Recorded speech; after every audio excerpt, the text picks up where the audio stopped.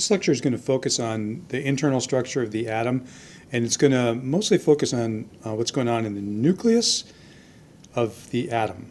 As we discussed in the pre-unit lectures, John Dalton had some great ideas, but he got a couple of things wrong in his atomic theory.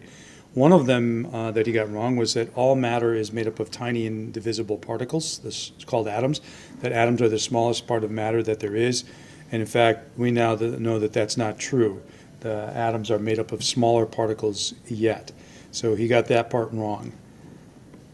Another thing that he got wrong was his assertion that atoms of one element are all identical, but different from atoms of all the other elements. And in one respect, he was right, that atoms of one element are different than atoms of the other element. But the thing that's the same about atoms of one element is that they have the same number of protons, it turns out. But they aren't exactly identical. Here's the things that Dalton got right. Atoms are never created, altered, or destroyed. That's true.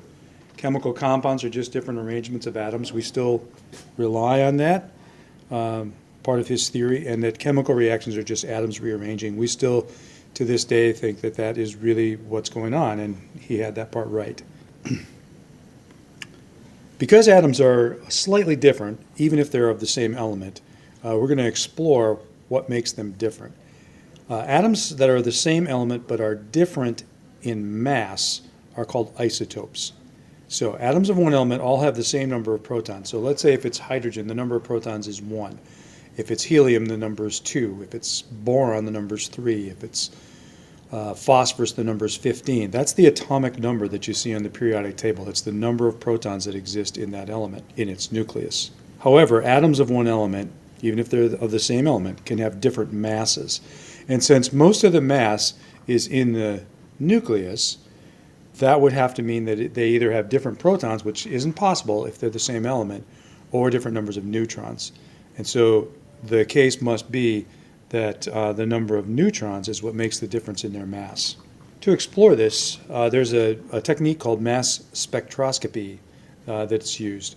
And here's how it works. Here's a picture, kind of a schematic diagram of one of these things. You take a sample of whatever element you're trying to analyze and you vaporize it, puff it into this little chamber here. So this heater turns it into a gas so that the particles can freely move around. Then there's an electron source in that chamber as well. So it blasts electrons at the sample, and electrons get attached to it and turns them into ions. So now the atoms have extra electrons, which makes them ionic. And then there's a little chamber next to that where there's 2 charged plates that have little slits in them. And because the plates are charged and the ions are charged particles, they're negatively charged. The ions are going to be negatively charged, and they're going to be attracted to the positively charged plate. So this plate's going to be positively charged, this can be negatively charged. So these negatively charged ions, they are being accelerated towards the positive end. And then they pass through that slit, so now they're moving at some speed, and then they enter into a big permanent magnet. So remember what happens to charged particles when they go through a magnetic field. J.J. Thomson's experiment showed this. They curve, they change direction. As those particles enter that magnetic field, they're going to be moving at some speed. Now, some of them are going to have a little bit more neutrons if it's a typical sample. Some are going to have a little fewer neutrons. The ones that have fewer neutrons are lighter. The ones that have more neutrons are heavier. And how they get bent by this magnet is going to depend on how much they weigh. So the lightest particles are going to be the easiest to change direction. And the heaviest ones are going to be the least easy to change direction. It's like if you were moving, if you're driving 2 different vehicles, let's say you drive a motorcycle and you try to make the tightest curve that you can possibly make, that's going to be a lot tighter of a bend than if you're driving a big truck. You're not going to be able to turn quite as sharp of a corner because of the momentum that you're carrying. So as they go into this magnet, the momentum of the heavy particles allows them to not get turned quite as much, but the light particles will get turned even more. And then there's a detector at the end that will detect the path where they're hitting and that's going to be based on their charge to mass ratio. So basically the lightest particles are going to hit in one spot, and you're going to get detection there, and the heaviest particles are going to get detected in a different spot. And then you can just kind of tally up the results of the number of little sparks that you get and create a kind of a graph. So this is what the results of that little tally might look like. This is for chlorine, and there are two isotopes that show up. The number of sparks that it achieves for the heavier isotope, which is about 37 atomic mass units, is less than the number of sparks that show evidence of atomic mass 35, that isotope. So the atomic mass is the weight of the particle, the mass of the particle, in something called an atomic mass unit. And the atomic mass unit is approximately the mass of one proton or one neutron, because they weigh pretty close to the same thing. So another way that you can think about it is that number, 37 or 35, that's going to be approximately the number of protons plus neutrons. You can think about that as a whole number as well.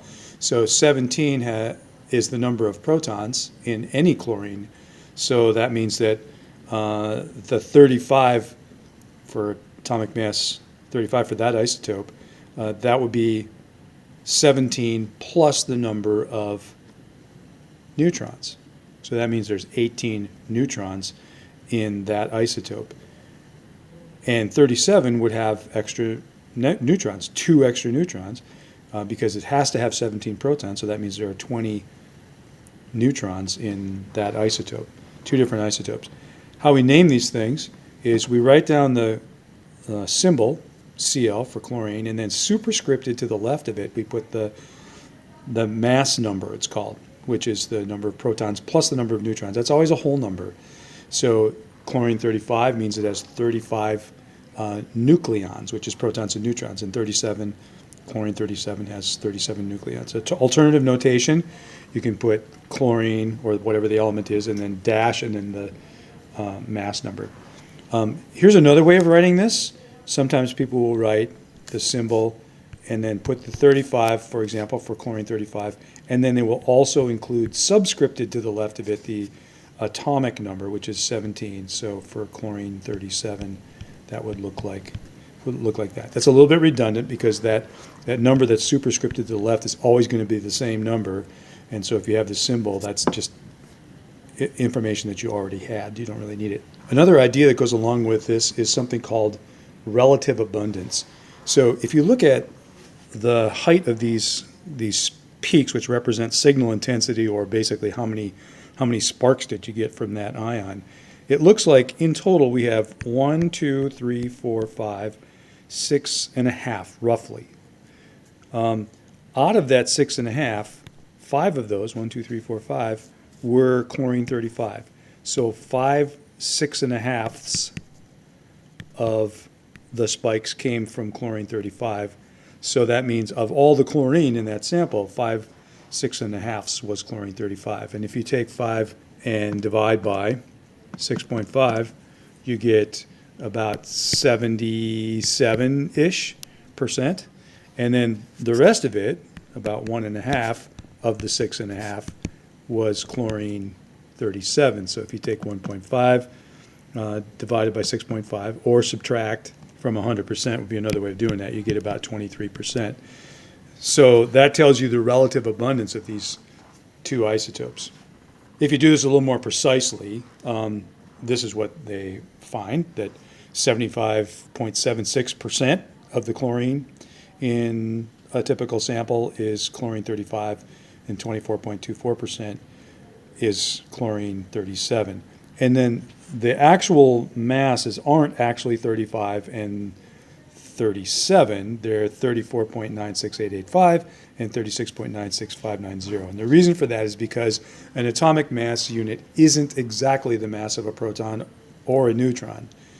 It's very close to them. They're both approximately 1 atomic mass unit, but it's not exact. Plus, there's electrons in there, and electrons weigh a little teeny tiny bit, so those numbers don't come out to be exact numbers. Now, if you look on the periodic table for chlorine, and you read its atomic mass, or what's sometimes called its molar mass, that's the mass of the average chlorine atom, which is neither of these numbers. So how do they find out what the average atomic mass for chlorine is? Well, they use these two numbers that are in this chart. So you can make a weighted average. So what we'll do is we'll take 0.7576, the relative abundance of chlorine 35, and we'll multiply that by its atomic mass, 34.96885. And then we'll add to that the relative abundance of the other isotope, 0.2424, times its atomic mass, 36.96590. And these masses are in atomic mass units.